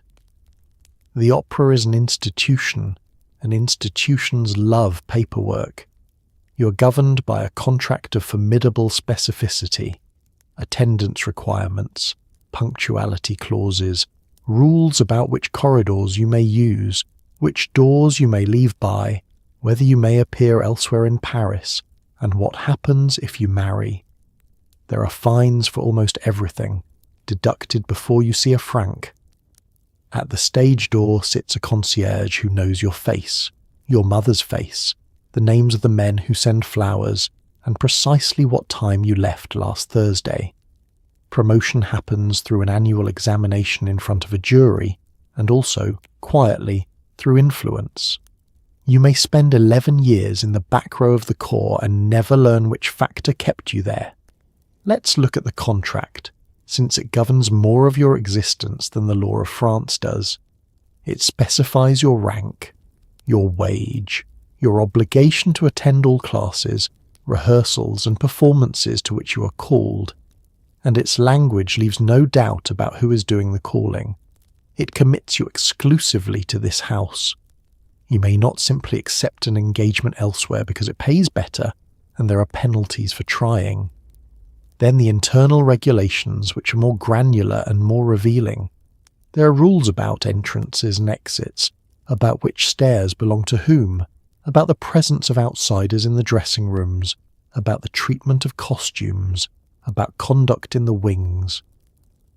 There is an entire architecture of small prohibitions, and their function is less about any individual rule than about establishing that your body, while inside this building, is administered. Fines are the enforcement mechanism, and they are effective because they are automatic. Late for class, a deduction. Absent without a doctor's note, a larger deduction. Costume return torn, a deduction, whether or not the tear was your doing. Miss a performance, potentially catastrophic. The amounts are calibrated to hurt without quite driving you out, which is a craft. And the doctor's note requirement is the small hinge on which a great deal turns. To be absent legitimately, you require medical confirmation, which means the theatre's physician holds administrative power over your wage, which means that when he arrives with his bag and offers you the thing that will let you dance tonight rather than the note that will excuse you, you're not receiving two neutral options. One of them costs money you do not have. Now the concierge. He sits in a small lodge at the stage door with a stove, a ledger, and a view of everyone entering and leaving the entire building. He records arrivals. He takes in flowers and notes and passes them upward. He knows every mother by name. He knows which dancers are collected and by whom and in what kind of carriage. He is unfailingly polite, and he forgets absolutely nothing. And everyone in the building understands that his ledger and his memory are not the same document, and that the second one is the important one. Promotion, finally. Officially it is meritocratic. An annual examination, a jury, prepared variations, a ranking. You work toward it for months. Girls have wept in that corridor for a generation. Unofficially, there is the other channel. A word from the right quarter, an interest taken by the right subscriber, a preference expressed by someone whose preferences the administration considers. Everyone knows this operates. Nobody can prove it in any individual case, which is precisely what makes it corrosive. Because you can never be certain whether you failed on your arabesque or on your connections. So you keep the rules, you pay the fines, you nod to the concierge, and you prepare your variation. And the notice goes up on the board, and your name is where it was last year, and there is no explanation attached, and there never will be. It's 7:30 and everything changes. The house is filling, the orchestra is tuning, and the building begins to hum in a way you can feel through the floor. You're painted for gaslight, which means heavy. White powder, rouge in exaggerated circles, eyes darkened with burnt cork, lips reddened, all of it applied to be read from a distance of 40 meters, and all of it looking frankly demented up close. The stage is lit by open gas flames behind glass, and the air above it is hot and thick and smells of burning dust. You wait in the wings, where it is dark and cold and full of ropes, and you feel your heart doing something ambitious. Then the cue comes, and you step into the light, and you are weightless. Let's take the makeup seriously first, because it is a technical solution to a technical problem. Gaslight is dim, yellow, and comes largely from below via the footlights. It flattens a face and drains it of colour, so the face must be rebuilt. A white base to give a surface, rouge placed high on the cheek in a defined shape, eyes outlined heavily with burnt cork or coal to survive the distance, lips drawn small and dark. The powder is often rice powder, sometimes worse, because the cosmetics industry of this era contains substances that will later cause considerable regret. Applied in a cold dressing room by a woman looking at herself in a mirror lit by a single jet, the result looks unhinged. 40 meters away, under gas, it looks like a face. This is the entire principle of the theatre, expressed in powder. Now the light itself. The footlights run along the front edge of the stage, gas jets behind glass in a metal trough. There are wing lights and battens above. The gas is controlled from a board in the wings by a man who can raise and lower the house with a set of valves, and who is, in every practical sense, the most powerful person in the building for the next 3 hours. Gaslight is beautiful, and it is beautiful because it moves. It is not a steady electric glow. It flickers very slightly, constantly, so faces and fabric shift and breathe. This is why paintings of the period look the way they do. It is also hot, and it consumes oxygen, and by the third act the air above the stage is a warm haze of burnt dust that catches in the throat. The wings, meanwhile, are cold and nearly black. You stand in a narrow channel between painted flats, among ropes and counterweights, with the stage manager's crew moving around you in near silence. There is a wet blanket folded somewhere close by. There is a fireman. Nobody discusses it.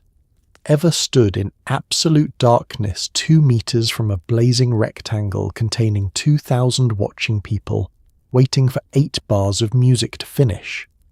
The physical sensations are precise.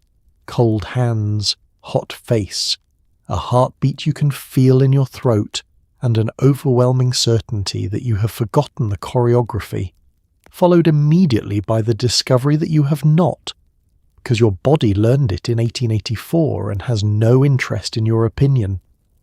And then you go on, and something genuinely extraordinary happens, and I'm not going to be cynical about it, because this is the reason all of it exists. The light hits. The music arrives underneath you. 23 other women move in the same instant, and for a while there is no hip, no ankle, no ledger, no contract, no gentleman in the foyer. There is only the shape you're all making, and it is beautiful, and you are inside it. That lasts about 11 minutes. Then there's an interval, and you come off into the dark, and your body sends the whole invoice at once, and you go up the stairs to the dressing room where the shawl is on the shelf. Now let's be technical about this, because it matters. There is a window, and it is narrow, too recent, and you are soft at the edges, a fraction late on the music, your balance carrying a small delay like a message arriving from another room. Too long since, and you are shaking, sweating, your nose running, your legs full of restless electricity, and your timing is not late but wild. Somewhere between those two states is the version of you that dances beautifully, and every single day you attempt to hit that window, using nothing but a pocket watch and instinct. This is why you inject in the interval. This is why there is a small case in your dressing room drawer under a folded shawl. You're not chasing pleasure anymore. You're chasing your own baseline. Let's map the day properly hour by hour, because the map is the thing that runs your life now. 7 in the morning, before you rise, the first dose. Within minutes the 8 goes, and the day becomes possible. For the next hour or so you're slightly soft, which is fine, because you're walking to the theatre and nobody requires precision from a walk.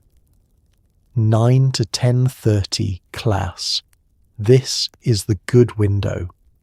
The drug has settled to a working level. Your joints move, your pain is quiet, your nerves are calm, and your coordination is essentially intact. Madam taps you rarely. This is the best you will feel all day, and it happens in a cold room in front of a mirror with nobody watching but an old woman with a stick. 11 to 2, rehearsal. Still workable, but declining. Somewhere in here the edges begin to return. You notice the ankle again around midday, mildly, like a knock at a distant door. 2 to 4, the dead hours in the corridor. This is the difficult stretch. The yawning starts, the nose runs, the restlessness in the legs makes sitting still an act of will. You are not ill yet. You're simply aware in a low, constant way of the shelf in the dressing room. 4 o'clock, second dose. Relief, restoration, and then a caution, because you must now be careful. Too generous here and you will be soft at 8 o'clock, and softness at 8 o'clock is visible from the boxes. Now, what does softness actually look like on stage? It is not staggering. It is nothing so obvious. It is a fractional delay between the music and the movement, so that you appear to be following the orchestra rather than living inside it. It is a slightly rounded quality in the arms where there should be a line. It is a balance held a touch too long because you have lost the sense of exactly where your own weight is. Madame sees it. Your neighbour in the corps sees it because she is matching you, and you feel wrong to her. The audience does not see it, which is the only mercy in the arrangement. And the other end of the window is worse, because it is not soft, it is unreliable. Sweating hands cannot manage a partner's grip. Shaking legs cannot hold a slow extension. And there is a particular horror in the wings when you realize your body is beginning its complaint and you have a variation in 4 minutes. So the interval dose exists, and it is the most precisely calculated thing you do all day. Enough to get you through the second half, not enough to blunt you. There is no measurement, no science, no advice. There is a glass barrel, a judgment, and an audience. Here is the sentence that should frighten you, and it does, on the rare occasions you allow it to. There is no longer a version of you that dances without this. There is only the too much version, the too little version, and the narrow strip between them where you can still do the only thing you have ever been trained to do. You used to have a baseline. It was somewhere back around 1890, and you cannot remember what it felt like. Here's the part nobody warned you about, mostly because nobody understands it yet. The dose that worked in the spring does not work in the autumn, so you increase it slightly, which is sensible, and it works again, for a while. Then you increase it again. The increments are so small and so reasonable that you can always justify the current one, and it is only when you think back 2 years that the number becomes frightening. Physicians of this decade documented patients taking astonishing daily quantities that would have killed them outright at the start, and they wrote it down with genuine bewilderment. You keep no records. You simply notice that the vials empty faster than they used to, and that you have started thinking about them at odd moments, like a person listening for a knock at the door. Let's watch the mechanism at work, because it is beautifully designed for exactly this outcome. Your body, faced with a substance that arrives daily and reliably, does the sensible thing. It adapts. It adjusts its own chemistry to accommodate the newcomer on the reasonable assumption that this is now simply how things are. The consequence is that the same quantity produces less effect, and the consequence of that is that you need more to reach the place you were reaching before. Nobody in 1893 can explain the mechanism at the level of receptors and chemistry. But every physician in Paris has watched it happen, and the more honest ones write about it with something close to dread. Now the psychology, which is where the trap actually closes. The increases are never large. You do not one morning double the dose. You add a fraction, because the current amount is no longer quite reaching the ankle, and a fraction is obviously reasonable, and it works, and the matter is settled for perhaps 6 weeks. Then another fraction. Each individual decision is defensible. The sum of the decisions is not, and you cannot see the sum because you keep no records. There is no ledger for this the way there is for rent and coal. There is only a vial that empties, and a visit to the pharmacy, and a rough sense that you go rather more often than you once did. The physicians of this period recorded cases that are genuinely astonishing. Patients taking daily amounts that would have been lethal to them at the start of their habit, functioning, working, holding conversations, and requiring the whole quantity simply to feel ordinary. That is what tolerance produces. Not a person who is enormously intoxicated, a person who is enormously supplied and merely normal. Ever noticed how the changes that ruin a life are almost never the dramatic ones? Nobody drifts into disaster in a single afternoon. They drift in over 4 years, in increments each of which was entirely justifiable at the time, and the only way to see it is to compare now with a point far enough back that the difference has accumulated into something visible. So do that briefly, because we can and you cannot. Compare the woman injecting in the attic this morning with the 17-year-old on the dressing room table who received her first dose for a swollen ankle and was astonished by it. That girl needed a small quantity once for an injury. This woman needs a considerably larger quantity, at fixed intervals, to be able to stand up. Neither of them made a decision. There was no decision. There was a series of fractions, and here is the detail that gives it away, the one you notice and dismiss. You have begun thinking about the vial at odd moments, in the corridor at 3, in the wings, during a conversation about something else entirely. Not craving exactly, not yet, just a small persistent awareness, like listening for a knock at the door. That is not the habit arriving. That is the habit announcing that it moved in some time ago and has been paying no rent. Let's look at your arms, which is exactly what you spend a great deal of energy preventing other people from doing. The needle is not sterile, has never been sterile, and the concept of sterility is only just arriving in French medicine. So there are marks, small punctures, some healed, some not, and along your left forearm a hard knot under the skin from an abscess that took 6 weeks to settle, and that you drained yourself with the point of a sewing needle. There are patches of discoloured skin and a scar shaped like a thumbprint. In a profession where your body is the product and costumes have short sleeves, this is not merely a health problem. This is a career problem, and you solve it with powder, bracelets, and the strategic angle of a wrist. Let's start with why this happens at all, and let's be fair to the medicine of the era, which is in the middle of a genuine revolution and has not finished it. Pasteur has established that microorganisms cause disease and fermentation, and he is a national hero in this country. Lister has demonstrated antiseptic surgery. Koch has identified specific bacteria. The knowledge exists.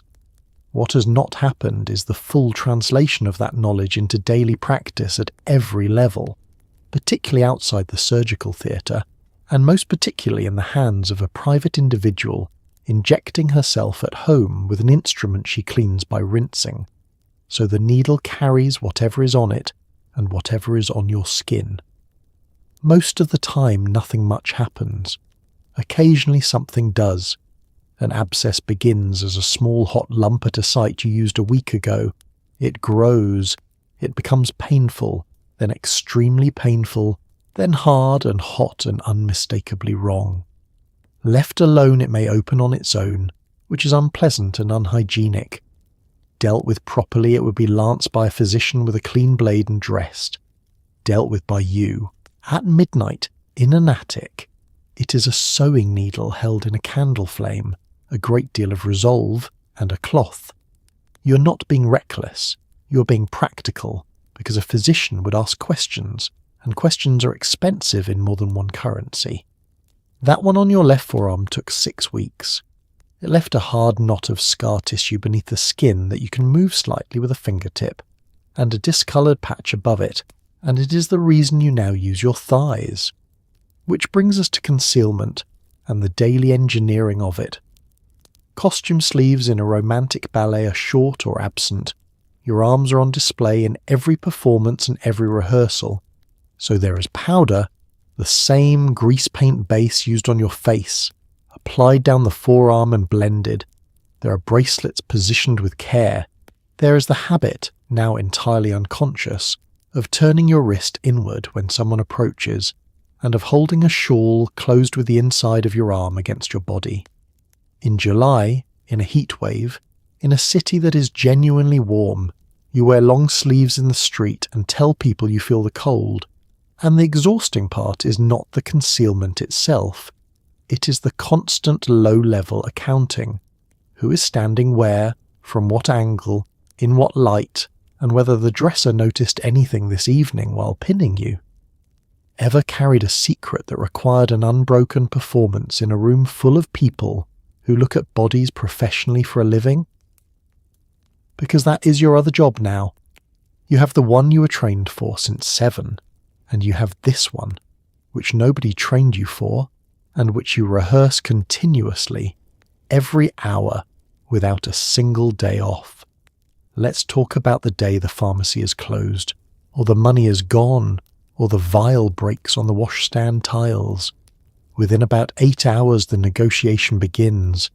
Your nose runs, your eyes water, and you tell yourself it is cold. Then the sweating starts, then the yawning that will not stop, then the gooseflesh, then the cramping deep in your gut and your legs, a restless twisting ache that makes you want to climb out of your own skin and leave it on the chair.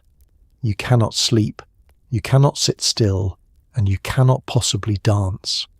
And here is the cruel joke: you're not dying, and everyone can see that you are not dying, and there is no sympathy available for a woman visibly suffering from nothing whatsoever. Let's follow it hour by hour, because the timetable is horribly reliable, and you will come to know it very well. Hours 6 to 8 after the last dose. Almost nothing. A vague unease, a slight restlessness in the legs which you attribute to the rehearsal. Hours 8 to 12. The runny nose and the watering eyes, which genuinely do resemble a cold, and which you genuinely do explain to yourself as a cold, because the mind is a marvellous instrument for avoiding conclusions. Then the yawning. It is uncontrollable, and it is not tiredness, and it will continue for a day and a half. Hours 12 to 24. The real business. Sweating, then chills, alternating so that you're wringing wet under a shawl and shivering at the same time. Gooseflesh over the arms and legs, persistent, which is why in 100 years people will use a particular English phrase about quitting abruptly that comes directly from the appearance of the skin, aching in the deep muscles of the legs and back, and the specific restlessness that makes stillness unbearable, so you lie down and get up and lie down again, all night. Then the stomach, and we will pass over the details, but understand that it involves cramping and considerable urgency, and that you have a bucket and 5 flights of stairs. Hours 24 to 72, the worst of it. No sleep, none at all for 2 days, while your body performs the entire catalogue simultaneously. And then it passes, physically, over perhaps a week. What does not pass is the other thing, the flat grey certainty that nothing will ever be pleasant again, and that one small item in a drawer would fix all of it in 4 minutes. That part lasts months. That part is what actually defeats people. Now the cruel joke, which is worth dwelling on. Opiate withdrawal in a healthy young adult is not usually fatal. It is agonizing, humiliating, and entirely survivable, and that survivability is exactly what strips you of any claim to sympathy. There is no fever anyone can measure. There is no wound.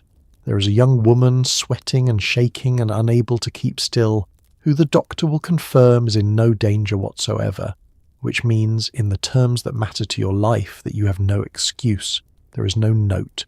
There is no absence permitted. There is a rehearsal at 11, and a performance at 8, and a fines clause that does not recognise this condition. Ever tried to explain an invisible catastrophe to an institution that only accepts visible ones? You will not try twice. So on the morning the vial breaks, you stand in your cold room looking at glass and liquid spreading across the tiles, and you do the only arithmetic available. How many hours until the pharmacy opens? How many francs are in the tin? and whether you can hold yourself together through class if you're careful about your hands. And then you put on your coat and you go down 5 flights of stairs and you go to work. So you decide to stop, and Paris has a thriving industry ready to help you, none of which works. Option 1 is the gradual reduction, supervised at home, which fails because you are the one holding the syringe. Option 2 is the private clinic, where you're locked in a room and the dose is cut abruptly, and you spend a week discovering exactly how much your body dislikes this arrangement. Option 3, and this is my favourite in the way a train derailment is my favourite, is substitution. Physicians treated morphine addiction with cocaine, on the entirely reasonable sounding grounds that cocaine is stimulating and morphine is sedating, so surely they cancel out. What they produced instead were patients addicted to both. Medicine in this decade is doing its absolute best, and its absolute best is genuinely appalling. Let's take the gradual reduction first, because it is the most respectable and therefore the most widely recommended. The physician calculates your current dose, then designs a schedule of decreases over weeks. On paper, it is elegant. In practice, it requires you to voluntarily administer, every single day, an amount that you know from experience will leave you slightly unwell, when a larger amount is sitting in the same box. It also requires your dose to have been honestly reported in the first place, and nobody, in the entire history of this condition, has ever honestly reported it. So you keep to the schedule for 4 days, and on the 5th the ankle is bad and the rehearsal is long, and you make a small adjustment, and you do not mention it. Now the clinic, which is where money goes to feel like it is helping. There are private establishments outside Paris offering rest cures, isolation, supervision, and a regimen. The good ones are genuinely kind. Quiet rooms, decent food, a garden, staff who have seen this before and are not disgusted by it. The bad ones are essentially expensive confinement. In both, the essential act is the same, which is to remove your access and keep you contained until your body has finished objecting. That works, in the narrow sense that it gets the substance out of you. Then you are discharged, back to the attic, the cold, the ankle, the rehearsal at 11, the 12-hour day, and the pharmacy on the corner with the bell on the door. Nothing has been changed except your tolerance, which is now considerably lower, which is a fact that will kill a great many people over the next century. And option 3, which I promised you, and which does not disappoint. Cocaine had been isolated decades earlier, and was in this period regarded with enormous enthusiasm across European medicine. It was recommended for exhaustion, for depression, for surgery of the eye, for toothache, and yes, prominently and confidently, as a treatment for morphine addiction. The reasoning was symmetrical and stupid. Morphine depresses, cocaine stimulates, therefore cocaine will lift the patient through withdrawal and replace the need. Some very distinguished physicians published on this, including a young Viennese neurologist who would later become famous for something else entirely, and who spent years quietly regretting the whole episode after watching a friend he was treating develop a catastrophic double dependency. Because that is what happens. The patient does not stop wanting morphine. The patient acquires a second habit alongside the first, with the added bonus of the psychiatric consequences of sustained cocaine use, which in this era include a specific and well-documented hallucination involving insects beneath the skin. Ever been offered a solution that was in fact the original problem with a second problem attached? That is 19th century addiction medicine in one sentence.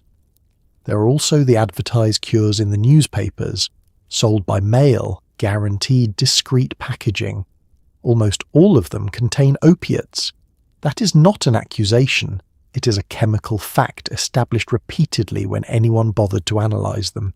You may be cured of morphine by a tonic that is largely morphine, at a considerable markup, with a testimonial from a satisfied customer on the label. So the honest summary is this. In 1893, in the most medically advanced city on earth, there is no treatment for what you have. There is confinement, there is substitution, there is fraud, and there is willpower. And the fourth one is the only one that ever works, and it works in perhaps one case out of a great many. You have not tried yet. You are going to next year, in the spring, when the season ends. Let's take a broader look at what else is available to you, because morphine has company.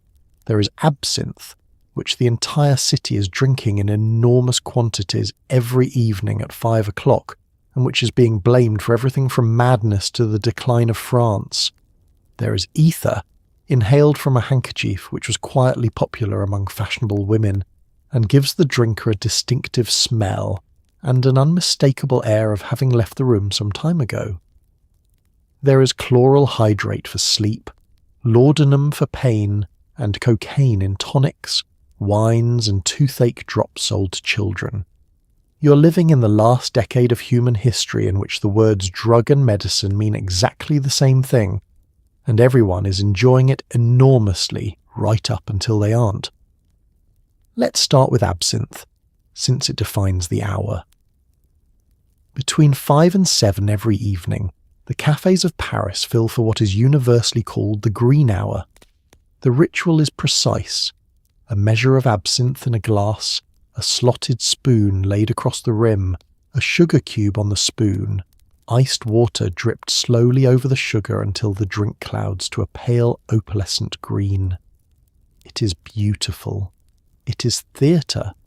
It is also somewhere between 50 and 70% alcohol before the water goes in. The moral panic around it is enormous and largely misdirected. Physicians and temperance campaigners blamed a compound in wormwood for madness, convulsions, and the general degeneration of the French race, and produced experiments involving animals and quantities no human could consume.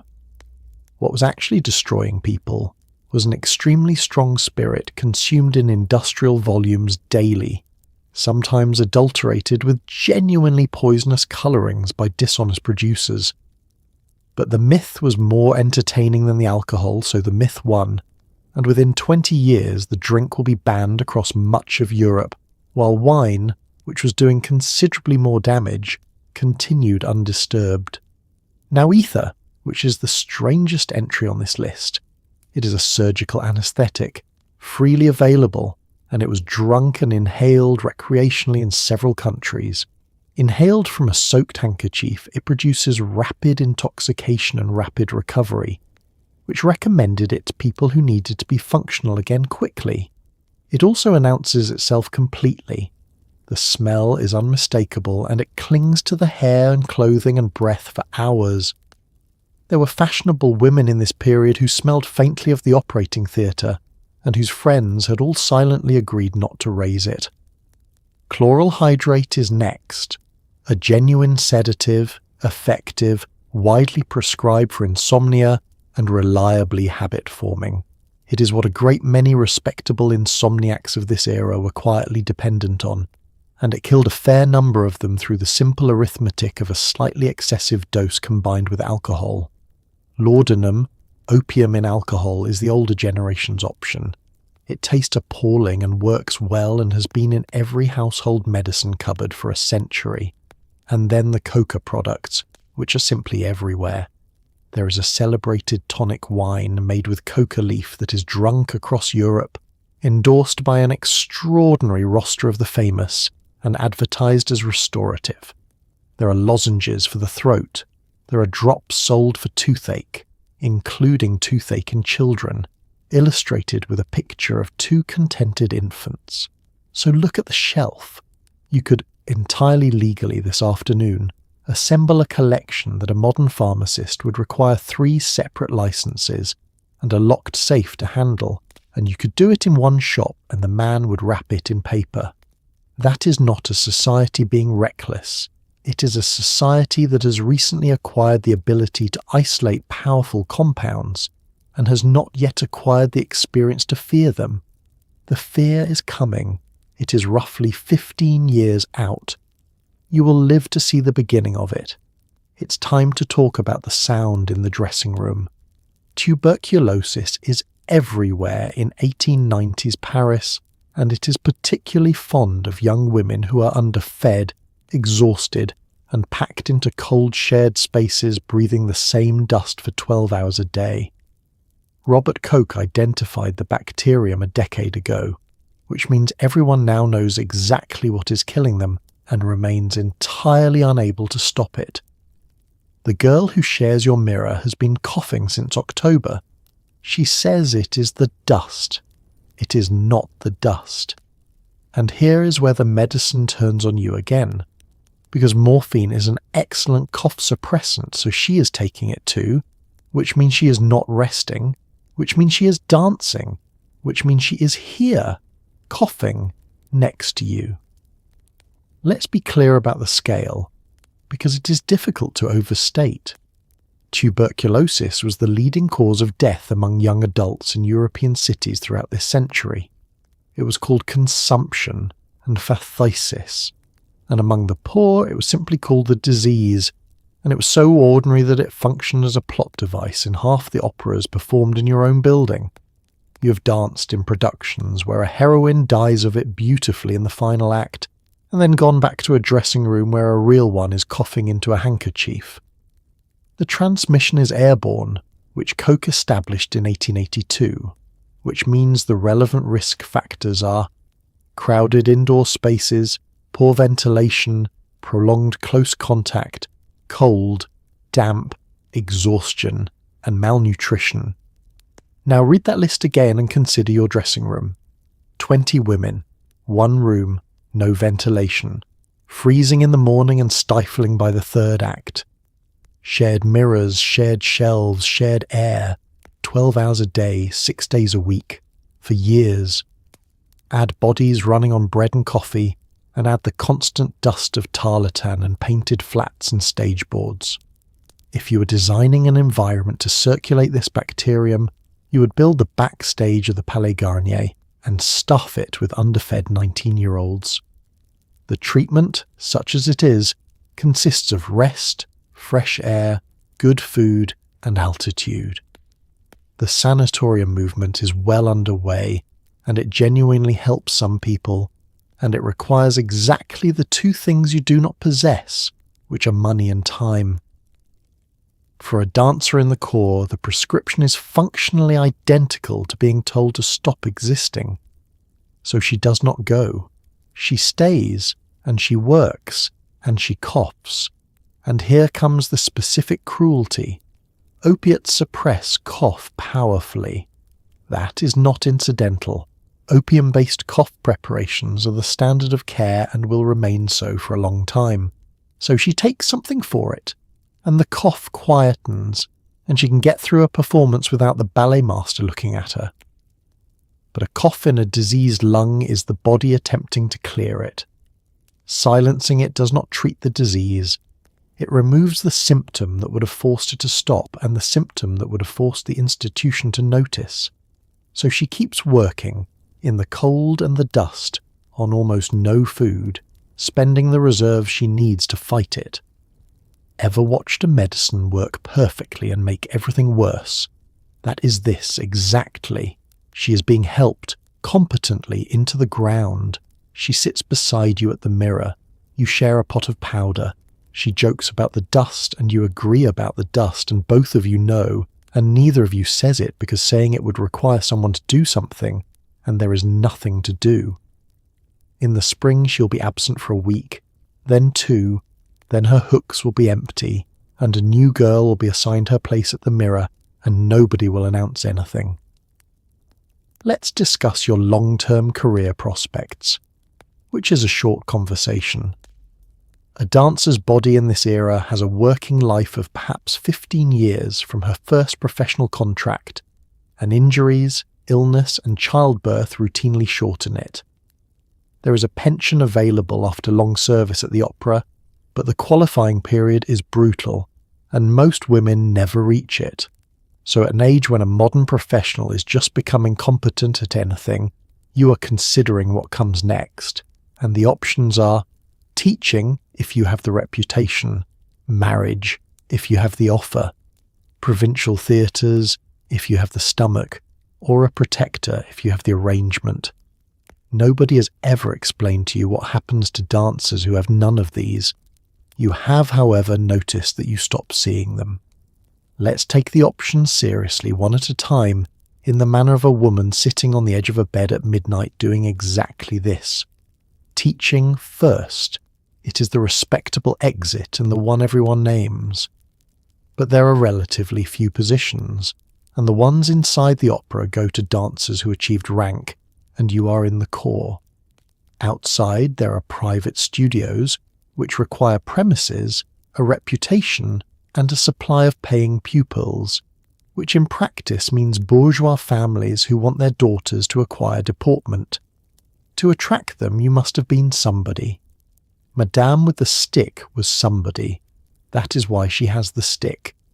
Marriage second. It is the exit the institution prefers because it removes you cleanly and costs nothing. Dancers did marry, frequently, and some married well, and the pattern of a subscriber eventually marrying his dancer is common enough to be a genre in the fiction of the period. But your contract has clauses about it. Your value in that market depends on your youth and your reputation, and both of those are depreciating assets with a fixed schedule. Provincial theatres third. There is work outside Paris, in Lyon, in Marseille, in Bordeaux, in the touring companies and the music halls and the smaller opera houses. The pay is worse, the conditions are worse, and the prestige is gone entirely. Everyone in your dressing room speaks of it as a fall, and everyone in your dressing room has privately calculated how long it would take to arrange one. The protector fourth, which we have discussed, and which is the only option on this list that provides a coal fire this winter rather than a plan for next year. And the pension, which deserves its own paragraph, because it is genuinely the difference between an old age and a catastrophe. Long service at the opera can qualify a dancer for a pension. The requirement is many years of continuous engagement, and the word's continuous, and many are doing enormous work. A year lost to a serious injury, a year lost to a child, a dismissal, a move, a bad examination, and the count is broken. Most dancers never complete it. The scheme is real, and it is not generous, and it functions mainly as a thing to be nearly eligible for. Now the arithmetic that ties all of this to the drawer beside your bed. You're 22. If your body holds, you have perhaps 6 or 8 years of full work left, and those years must produce either a pension, a husband, a reputation sufficient to teach, or savings. And you have already seen what your ledger does to savings, which means every performance matters, and every injury threatens the whole structure. And anything that lets you keep dancing through an injury is not a vice, it is a retirement plan. Ever noticed how the sensible short-term decision and the catastrophic long-term one are frequently the same decision, made by the same person, on the same morning? You have noticed. That is why you're sitting on the edge of the bed at midnight. So there it is. A day, a season, a life, in a body that was trained from the age of 7 to be beautiful, and was never once trained to be cared for. Let's take one last look at her before we let her go. She's 22 years old, and she's asleep at last, 5 flights above a street in the 9th arrondissement, in a room where the water in the jug will be frozen again by morning. Her feet are bound in strips of cloth. Her shoes are drying on the chair, darned and redarned, ready to die in front of 2,000 people sometime around the second act. There is a shawl over her shoulders and another over her legs, and a small velvet case in the drawer beside her head, and outside the window, somewhere below, a cart is already arriving at the market because Paris never quite stops. She spent today in the most beautiful building in Europe, in a costume that made her look like something that had wandered in from a dream. She spent it hungry. She spent it counting hours. She spent it holding together, with powder and bracelets and a carefully turned wrist, a secret that a nice man in a clean apron sold her for the price of a loaf of bread, and she danced anyway. That is the part I keep coming back to. Under the corset and the tarlatan and the exhaustion and the arithmetic that never balanced, there was a young woman who could do something genuinely extraordinary, and who did it 6 nights a week in a cold building on ruined feet, and who was, for about 11 minutes at a stretch, the most weightless thing in the city. They were not fragile creatures. That was the costume.